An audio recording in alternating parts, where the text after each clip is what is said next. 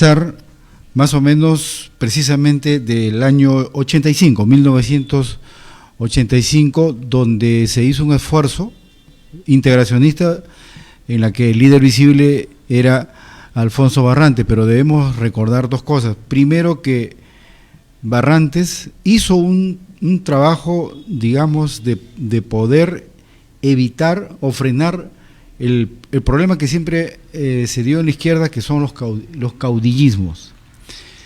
Entonces, él llega a ser alcalde, y siendo alcalde se va a competir a las elecciones presidenciales, queda en segundo lugar con Alan García, y allí, así como tuvo el acierto de poder frenar caudillismos, su error fue no participar en la segunda vuelta. Es decir, la izquierda no tuvo la oportunidad de poder competir y de poder, desde mi punto de vista, demostrar que sí estaba en capacidad para gobernar desde el año 85. El escenario era muy complicado, porque teníamos precisamente el fenómeno de Sendero Luminoso. Estábamos en los años más tremendos, digamos, de la historia peruana.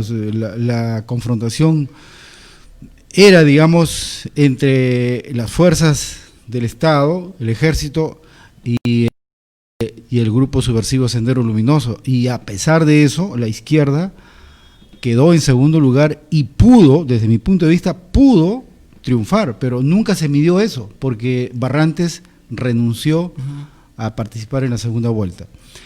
Eso decepcionó, pues, eso, digamos, fue un gran avance. La izquierda a nivel de América Latina, en los 80, estaba en un buen sitial. El Perú tenía una izquierda, digamos, que estaba demostrando que podía llegar a competir de igual a igual con quien representara, digamos, las fuerzas de derecha y gestar un gobierno, pero todo quedó en interrogación. Ahora, del 85 al 2016, por lo que tú me estás hablando de la última experiencia de la competencia electoral, en donde la ex congresista Verónica Mendoza prácticamente dilucida el triunfo del señor Kuczynski, pero lo dilucida, digamos, con la desaprobación de gran parte de las bases. Es decir, prácticamente ese fue como el punto de ruptura de la demostración de que no había, digamos, un Alfonso Barrantes II, o sea, una experiencia unionista o integracionista, sino que era precisamente volver al caudillismo. Y hoy la prueba está en que Verónica Mendoza está formando su propia organización política, más allá de lo que en realidad las bases hubiesen querido. Lucho, pero ¿no crees que hubiera sido en este caso un error en el caso para la izquierda y para los grupos que en algún momento no quisieron que estuviera algún Fujimori presidiendo en este país, si en ese apoyo hubiera salido la señora Keiko? Sí, pero porque yo imagino, y en el escenario de el Frente Amplio o el sector de la señora Verónica Mendoza decía, bueno, nosotros no votamos, queda en completa libertad de votar, o no influenciamos a nadie su voto, probablemente hoy tengamos, o se tendría en el poder a la señora Keiko. Pero la señora Keiko en realidad está gobernando, César. No necesitó ganar, digamos, la presidencia. En la praxis, la señora Keiko está gobernando. Esa es la verdad de las cosas. Que no lo querramos admitir o que pocos se den cuenta es otro tema. Pero tú me estás haciendo un análisis de la izquierda. Entonces yo te quiero decir de que la izquierda, en estos momentos, en el Frente Amplio, en donde estamos, quien te está hablando, que ahora va a competir en las elecciones municipales y regionales, en el Frente Amplio hablamos de lo que se llama liderazgos múltiples, es decir, desterramos el caudillismo. Aquí mismo en Ica, que tú conoces muy bien a todos los líderes políticos de todas las ideologías, aquí precisamente a nosotros se nos dice que no hemos sido partícipes de la unión o de la integración, pero ¿de qué unión o qué integración podemos hablar si tú sabes que la Universidad San Luis Gonzaga ha tenido precisamente la imagen de no hacer las cosas bien, no dirigir adecuadamente, si no Ica no estuviera en el nivel que está? Entonces no te puedes unir con quien ya probadamente tiene una resistencia o un rechazo en la opinión pública. O sea, y la izquierda en Ica, si no tiene un mejor nivel, digamos, de influencia, es porque todavía no se puede, digamos, uno retirar o alejar de lo que ha significado la gestión de la Universidad San Luis Gonzaga, que lamentablemente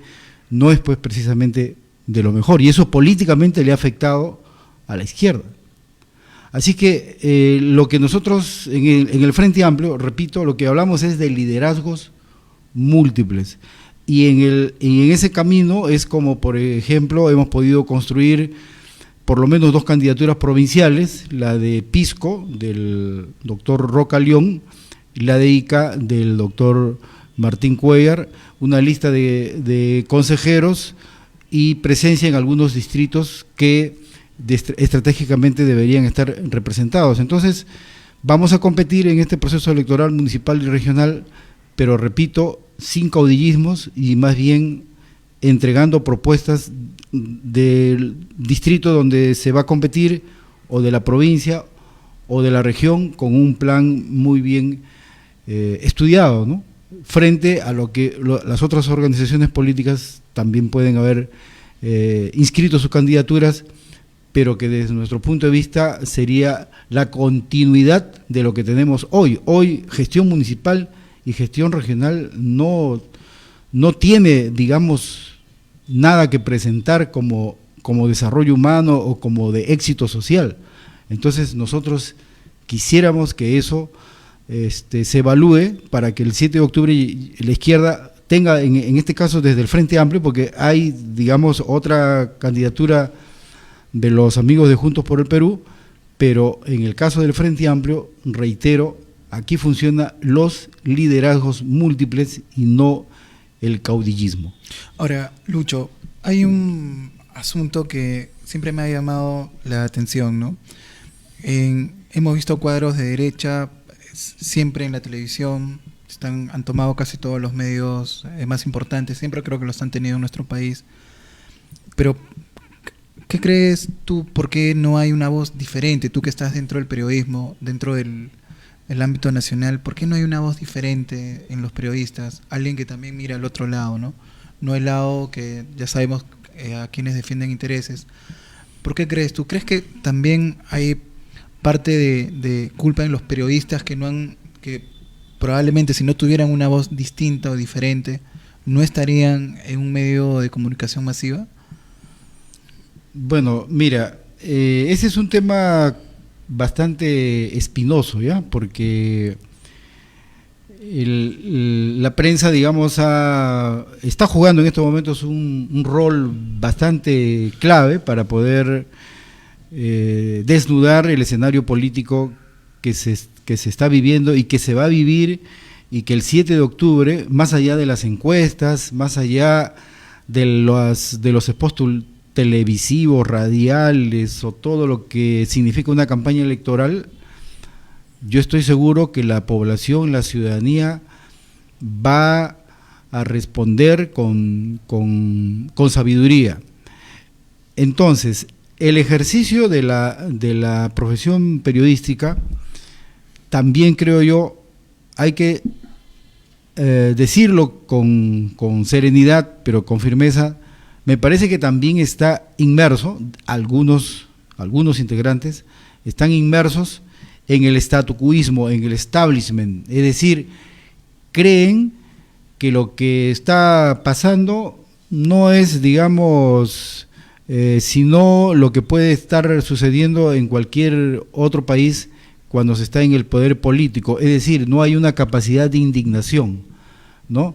Cuando el señor Mariátegui, por ejemplo, curiosamente, ¿no?, se apellida Mariátegui, nieto, ¿no? y estamos aquí en Radio Amauta, se retira como panelista de radioprogramas y después dice, pero qué casualidad que sale mi audio después de que yo digo que ya no voy a estar como panelista en radioprogramas. Bueno, lo que pasa es que estamos, César, estamos prácticamente, yo diría, a un 8 o 10% máximo de la cantidad de audios que hay para poder seguir conociendo. Uh-huh. Entonces, quienes están administrando los audios están chequeando a todos los medios y están chequeando a todos los políticos, a aquellos que dicen que no estuvieron, pero que sí han estado. Entonces, los que tienen los audios dicen, este dice que no estuvo, aquí está la prueba que estuvo, y ese es el caso de Aldo Marietti. Es decir, un periodista puede efectivamente asistir a una reunión, pero un periodista sabe en realidad cuál es la intencionalidad de un político, o en este caso de un funcionario de la talla del señor Inostroza, que lo hemos visto en todos sus comportamientos, igual que Walter Ríos, que fue juez aquí en Ica, siempre... En Chincha. Claro, en el distrito judicial de Ica. Claro, claro. Entonces, ¿qué es lo que quiero decir? De que un periodista no puede ser ingenuo de saber que si alguien lo llama y tiene un poder, porque un juez supremo tiene un poder, no lo va a llamar para hablar, digamos, de cosas minúsculas. O sea, hay una intencionalidad. Ahí se buscaba generar una corriente de opinión de tal suerte que cuando se llegara el momento de nominar a un nuevo fiscal de la nación, el ambiente estuviera creado. Eso me parece a mí que es también corrupción, por lo menos intelectual, porque el periodista tiene que estar, digamos, siempre en un margen de neutralidad para que pueda, digamos, fiscalizar y pueda dar una opinión sin la carga de ser el amigo del juez o el amigo del político, ¿no? Ahora, Lucho, pasando, sé que estabas postulando para la gobernadura, para ser gobernador regional, pero antes de preguntarte sobre tus propuestas, quisiera que me expliques algunas cosas, porque tú eres un hombre que ha estado siempre vinculado no solamente al periodismo, sino a lo que acontece en Ica. ¿Por qué hasta ahora no hemos tenido un buen presidente regional? Y cuando hemos tenido un alcalde exitoso, su éxito se basaba en que tenía más pistas, tenía más veredas, por ahí hacía una canchita de fulbito. ¿Qué ha ocurrido? ¿Por qué el perfil tanto del elector iqueño como del que va a ser elegido siempre es bajo, siempre radica en simplemente, ¿no?, en seguir el folclore de lo que ha sido la politiquería peruana? Es una excelente pregunta, estimado César, y yo la traslado, por supuesto, a la ciudadanía, porque esa ha sido mi razón de ser, digamos, por lo menos desde los 90 hasta estos momentos. Porque uno decía, el tema agrícola, por poner un tema, ¿no? Y venía pues el boom, que después efectivamente se convirtió en la producción del espárrago, ¿no?, que le da una categoría de producción al país a partir de nuestro valle, etcétera. Pero no miramos los pasivos ambientales que genera eso. Bueno, el asunto es que todos los gobernadores o presidentes regionales, me parece a mí que no han llegado preparados para lo que está establecido en la ley. O sea, la ley te permite, el gobernador regional tiene una serie de funciones que puede, digamos, cambiar la historia de su territorio. O sea, nosotros no debemos estar supeditados al criterio de un burócrata del Ministerio de Economía y Finanzas para que nos envíe una cantidad de dinero al mes. Esa es la mentalidad de un alcalde distrital. Pero el gobernador regional, de acuerdo a la ley orgánica de gobiernos regionales, tiene para hacer 50.000 cosas sin necesidad de estar supeditado al Ministerio de Economía. Entonces, hemos llegado, o se ha llegado a la gestión del gobierno regional para cometer el mismo error que se comete desde una municipalidad distrital o de una municipalidad provincial, es decir, depender de la burocracia de Lima, no tener la capacidad creativa de cómo originar mis recursos, sobre todo en una región estratégica como es Ica. Entonces, nosotros, porque y yo no estoy, digamos, solo como Luis Aquije, sino estoy en una organización política que me ha preparado para llegar a este momento.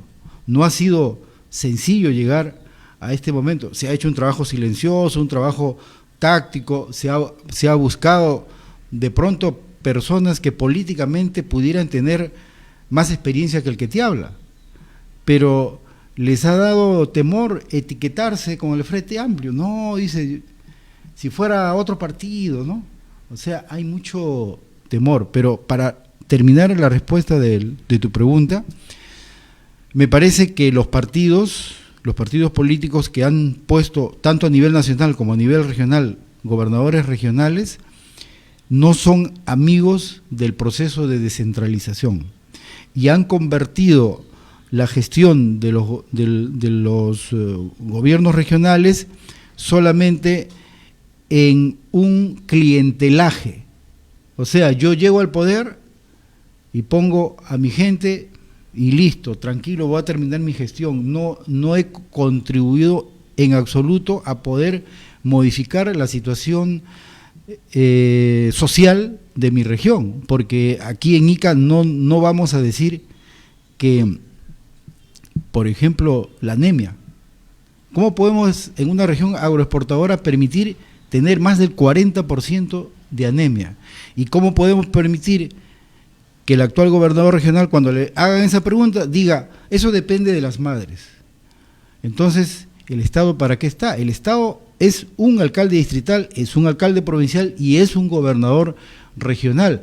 Y si yo veo que las madres supuestamente no están atendiendo o no le están dando importancia a estas chispitas que son las pastillitas que tienen los micronutrientes para poder darle a sus niños, bueno, yo detecto en qué distrito, detecto, digamos, si mi dirección regional de salud está haciendo un trabajo de monitoreo en los centros de salud y si no me hacen caso, pues salgo yo mismo a motivar o a generar una corriente de opinión para que se dé, digamos, que sí se está, digamos, tomando estas pastillas, ¿no? Que reemplaza, digamos, a los micronutrientes. Entonces, eso me parece a mí que es más valioso que cualquier obra de fierro y cemento, porque tú estás preparando al ciudadano de mañana. Los niños, si son bien nutridos, vamos a tener ciudadanos con capacidad de cumplir una función exitosa una vez que sean adultos, pero si nosotros no nos preocupamos por los niños y teniendo los recursos, entonces hemos pasado, digamos, sin ningún nivel de trascendencia. Pero creo que eso es ya evidente. Nosotros no queremos tanto estar fijándonos en los errores. Nosotros lo que quisiéramos es mirar el futuro y demostrarle al país, porque estamos hablando del Frente Amplio como país, no solamente Ica, en todo el país tenemos candidatos al gobierno regional, candidatos a las municipalidades provinciales y a las municipalidades distritales. Entonces es una oportunidad que el Frente Amplio está pidiendo de demostrar que sí tenemos capacidad de gobierno y no, digamos, que nos confundan con esa izquierda, digamos, justo eso laberintosa, ¿no? O que solamente sabe hacer marchas, nada más. No, tenemos capacidad de gestión y eso es lo que queremos demostrar. Claro, porque mira, yo alguna vez asistí a diversos conversatorios y una vez escuché a un grupo de personas de la izquierda, el radical, pero me pareció que están en el año 50 o en la década del 10, ¿no? Del siglo pasado, ¿no? Y justo eso iba. Un Estado deficitario, un Estado que está cumpliendo 200 años y cuya función prácticamente ha sido nula frente a sus ciudadanos, esta izquierda moderna que se ha abierto al mercado, no sé si se ha abierto, porque, por ejemplo, China para mí es una dictadura, ¿no? Pero se ha abierto al mercado. Entonces, yo no sé, Lucho, si la izquierda más bien quiere empoderar al Estado o que el Estado sea más justo frente a la empresa privada. Y que la empresa privada, por supuesto, también sea justa con sus trabajadores y con el Estado. Mira, te voy a poner un ejemplo para poder responder tu pregunta, que es, digamos, de bastante profundidad. El problema de la izquierda en el Perú, ¿sabes cuál es? Que tomamos comparaciones que no se equiparan con nuestra realidad. En este caso, por ejemplo, tú comparas o pones un parámetro en función a lo que puede estar haciendo China. Pero como no queremos, digamos, dejar allí una nebulosa, sino más bien demostrar que la izquierda en el Perú, en el caso del Frente Amplio, tiene, digamos, que pasar de la teoría a la praxis. Deberíamos conocer toda la historia del Perú, me refiero de la izquierda, la educación peruana no está dictando historia del Perú, y dentro de ese capítulo de la historia del Perú, la realidad política y por supuesto la realidad de la izquierda. Bueno, pasemos a lo práctico. El gobierno regional de Ica, en una gestión del Frente Amplio, tendría que decirle a la empresa Chogan que su contrato nunca le dio la facultad para que ellos se posesionaran del puerto de San Nicolás. Una cosa son las instalaciones de la empresa de lo que era Chogan, o mejor dicho, de lo que originalmente era Marcona Mining y después Hierro Perú y que ahora es Chogan. Una cosa es la instalación donde produces el hierro y otra cosa es que tú te posesiones de manera exclusiva y excluyente del puerto. Y ese es un punto que nadie lo ha abordado. Y el puerto de San Juan de Marcona, que está ubicado en la bahía de San Nicolás, es uno de los 3 puertos a nivel de toda América con el más alto calado. Por eso es que ni siquiera los barcos que llegan a Callao, en Marcona llegan barcos que no pueden llegar a Callao, porque la capacidad de Marcona es mucho más representativa. Y la pregunta es, porque la gente dice, no, que no se puede hacer nada porque la Constitución no lo permite. No, señor. Los gobiernos regionales, por eso hay que leer la ley orgánica, es decir, es que tienes que llevar también consejeros pensantes, pues, y consejeros que tengan la correa bien puesta, porque tú estás en el Perú y esa empresa, querramos o no, es extranjera. Bueno, pero como ellos van a decir a través de sus abogados que ellos tienen la posición, bueno, entonces el Estado, desde la gestión del gobierno regional, nosotros plantearíamos la construcción de una planta siderúrgica. ¿Por qué? Porque en Chimbote tienes una planta siderúrgica, pero en esa planta siderúrgica de Chimbote no se produce un fierro en base al hierro de Marcona. Se produce todo en base a chatarra, igual que aquí en Aceros Arequipa. ¿Te das cuenta? Entonces, si el Estado peruano le pone al costado a la empresa Chogan, no le vamos a cortar su contrato, porque eso sí, digamos, es una cuestión que no le compete al gobierno regional. Pero tú promueve la instalación de una planta siderúrgica, y para hacer acero, la materia prima es el hierro. ¿Y qué hace actualmente Chogan? Se lleva el hierro en pellets, o sea, en piedritas, se lo lleva y lo transforma en China o quizás en otro país y hace sus láminas de acero. Ahora, Lucho, ¿pero quién pondría la empresa? Porque en realidad también si es que ya está concesionado, que ha sido muy siempre sospechoso las concesiones que se han dado en nuestro país. Por ejemplo, si Chubán no quiere venderle a esta empresa que puede crearle el Estado, porque está en su legítimo derecho, si es que estamos hablando de leyes, si es que la empresa no quiere vender. Por eso, es que mira, una cosa es la teoría y otra cosa es la práctica. Tú como Estado, mira, el señor Vizcarra, por ejemplo, el 28 de julio nos dio una serie de anuncios y ahora, por ejemplo, ya se habla de este tren de cercanías Lima-Ica y de otros sectores. Ahí se están hablando de varios miles de millones de soles. ¿Con qué criterio lo está haciendo eso? Quizás para poder, digamos, en el tiempo que le queda, concretar algo de las obras. Pero fíjate, en el mundo se está dando una tendencia al cambio de matriz energética. Ese tren de cercanías va a consumir exactamente lo que consumen los buses o los autos, es decir, combustible diésel. Y lo que nosotros no estamos analizando, porque lamentablemente en Lima los periodistas hablan de todo menos de temas de desarrollo. Yo no estoy inventando la pólvora, todo esto, digamos, puede ser probado en la internet. Mira, nosotros somos un país dependiente del petróleo, o sea, compramos petróleo. Cuando tenemos gas.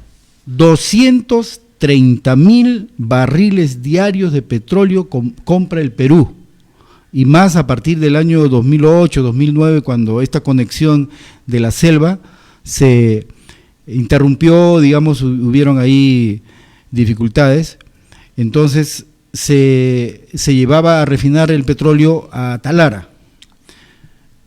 En estos momentos, Talara, por ejemplo, va a recibir, también está dentro de las acciones del actual gobierno, va a invertir, dice, algo de 5.000 y tantos millones de dólares en la refinería de Talara. Y eso no va a quedar bien, porque el problema no es la refinería, el problema es cómo conduces el petróleo desde la selva hasta Talara. Eso va a ser un elefante blanco, César. Se van a gastar miles por las puras. Ya, entonces, a lo que voy es a lo siguiente: no tenemos periodistas o prensa que hable de temas de desarrollo. Entonces, lo que nosotros necesitamos es plantear desde ICA, una serie de iniciativas. Lo de la planta siderúrgica es una de tantas iniciativas que te podría cambiar el escenario nacional. Fíjate, en Chincha tenemos la planta del gas de Camisea. Ese gas lo estamos regalando, lo estamos exportando a precio bobo. ¿Por qué no lo utilizamos para nosotros? Sí, pues, Lucho, no quiero pasar la oportunidad de preguntarte a ti una de las cosas que se le achaca a la izquierda y que creo que está dentro del panorama incluso latinoamericano, el asunto de Venezuela, ¿no? Ya. Entonces yo quiero ir ahí, y en este caso quisiera, porque ya tenemos una gran cantidad de venezolanos en nuestro país. Claro. Quiero hacer tu opinión acerca de, por ejemplo, te voy a preguntar sobre dos modelos probablemente de gobiernos en la izquierda en nuestro país, en nuestro continente, ¿no? Ya. Bolivia y Venezuela.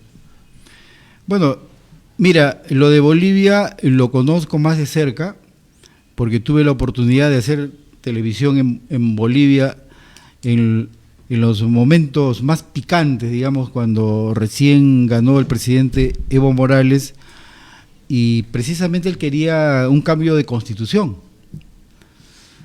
Así que yo tuve la oportunidad de conocer los 9 departamentos de Bolivia, y yo diría de que la gestión de Evo Morales es de izquierda, pero es una izquierda con características muy peculiares, muy distintas a cualquier otra izquierda, inclusive la de Venezuela. ¿Por qué? Porque en Bolivia hay el dominio del movimiento indígena. Allí en Bolivia es donde yo he participado en varios eventos de por ejemplo, la cumbre de cambio climático del año 2010, digamos, entre otros eventos. Entonces tenemos un movimiento indígena que defiende la naturaleza, que defiende sus territorios, no porque sean marxistas, leninistas o lo que quieras, sino porque ellos han vivido toda la vida en esos territorios y han hecho su forma de vida, han potenciado pequeña agricultura, han potenciado ganadería, etcétera. Entonces, la llegada a Evo Morales al poder simplemente afianza lo que las bases o las comunidades venían haciendo mucho tiempo.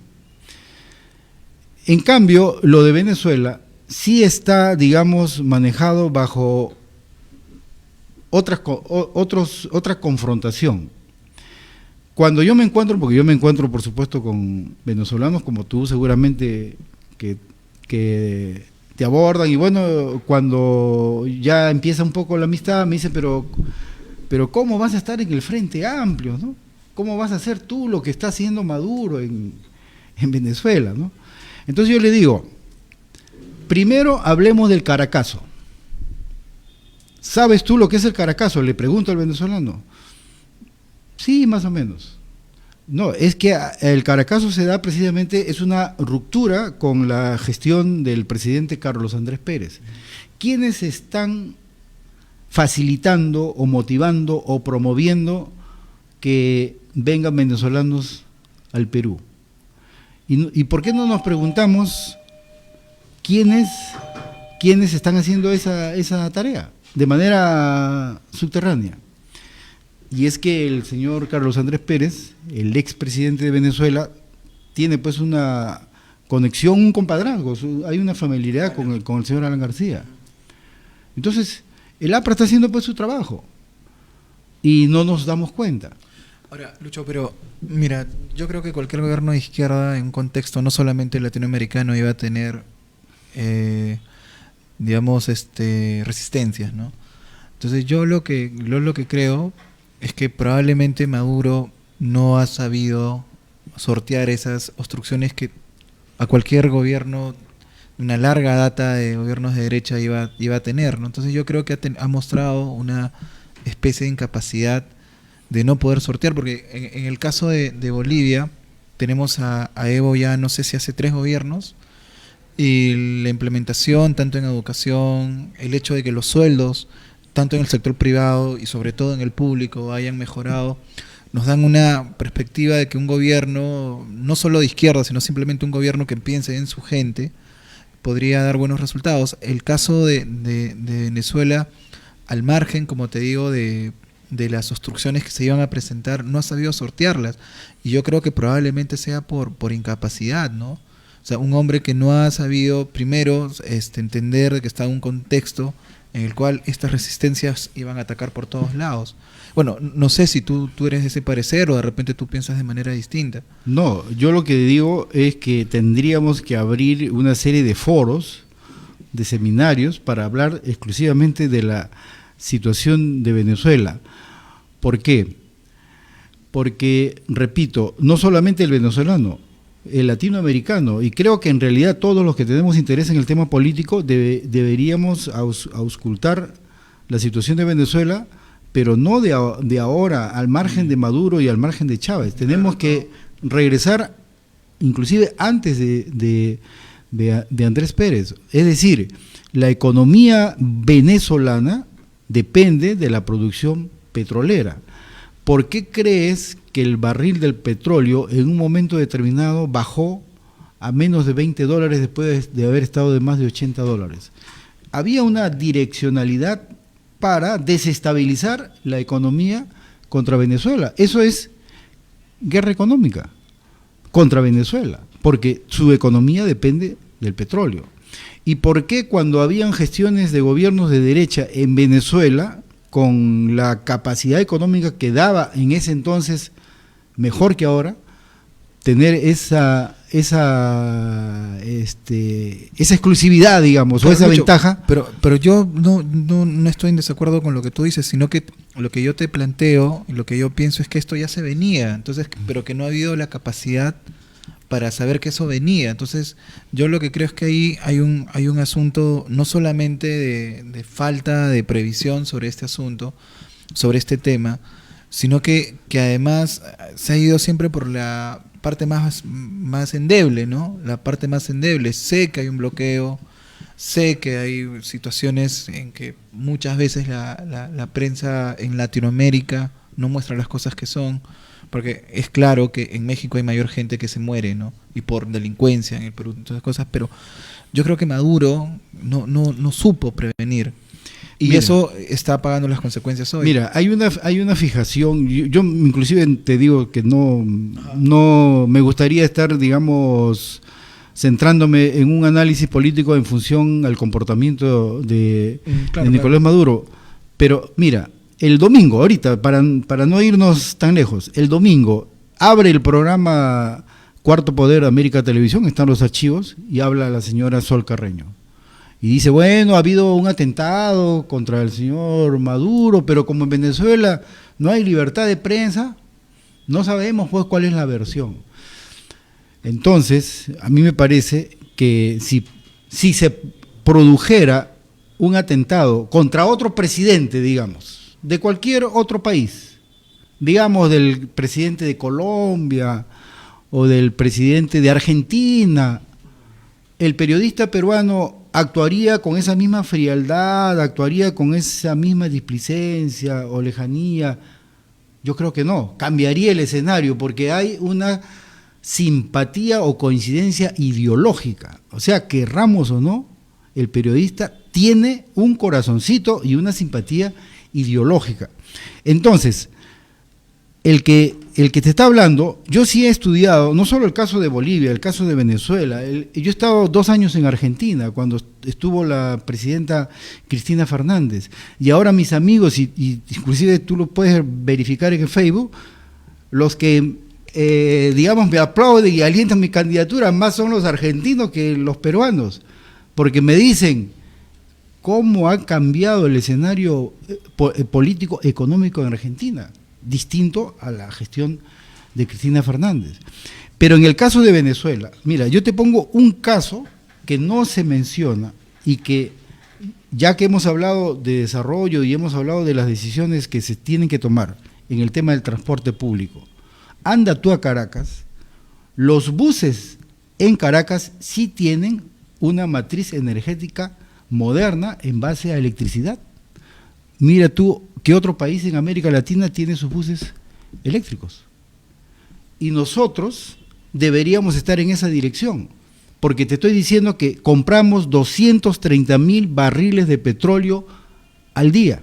Somos dependientes de la producción petrolera. Si el barril de petróleo se dispara, por eso es que renunció un ministro de Economía aquí ahora poco en el gobierno del señor Vizcarra, porque se quería, digamos, levantar el precio de los pasajes, y al levantar los precios de los pasajes se te dispara toda la inflación.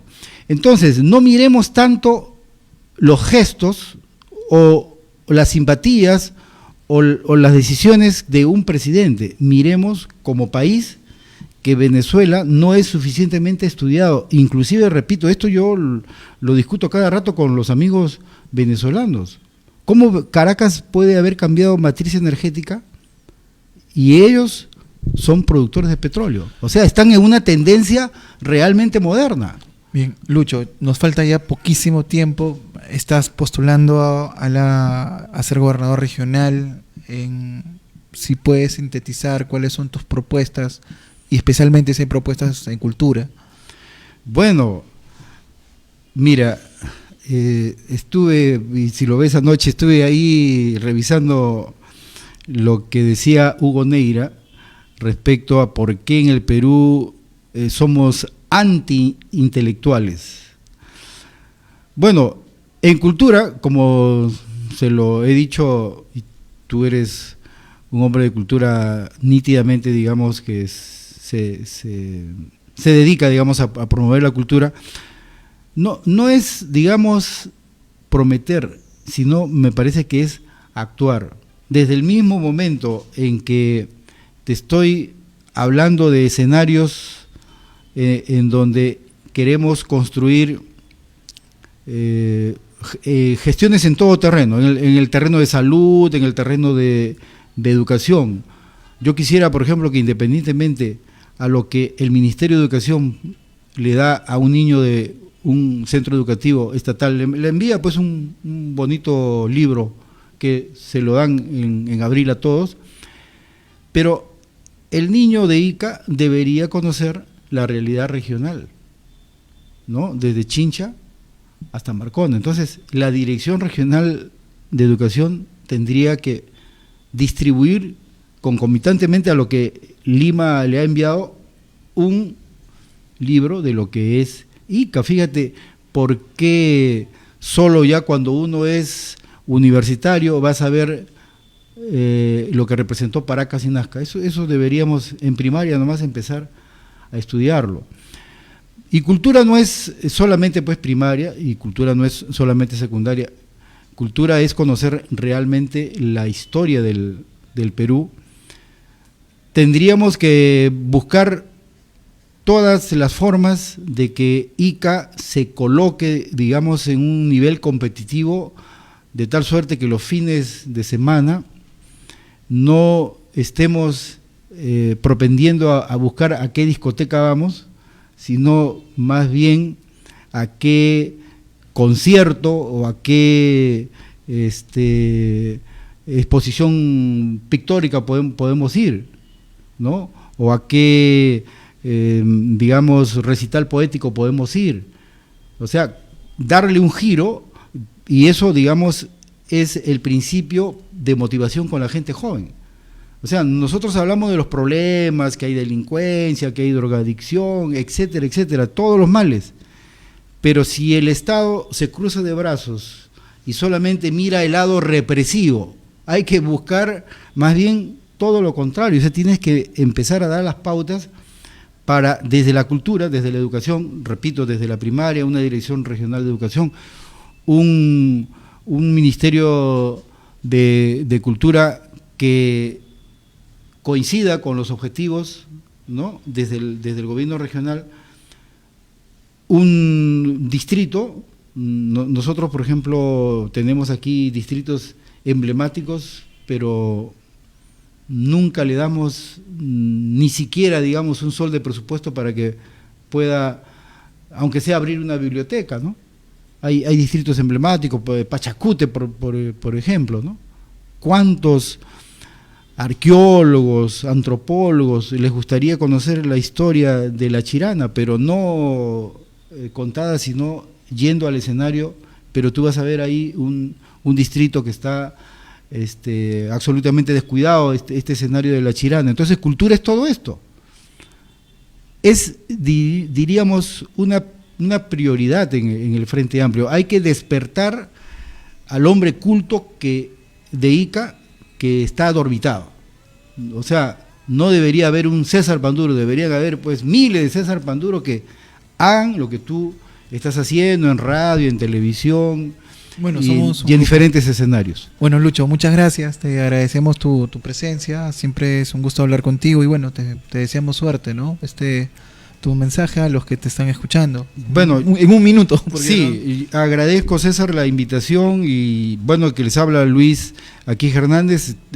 Estoy postulando para la gobernación regional por el Frente Amplio. El símbolo nuestro es la flor, pero tenemos también candidato provincial, que es el abogado Martín Cuellar, y tenemos candidatos distritales en Subtanjaya y en Ocucaje, que consideramos son distritos estratégicos. Muchas gracias. Muchas gracias. Y bueno, ya nos despedimos. A partir de las 5 ya estamos con Helmut Gerí en Hablemos, dijo Lemos.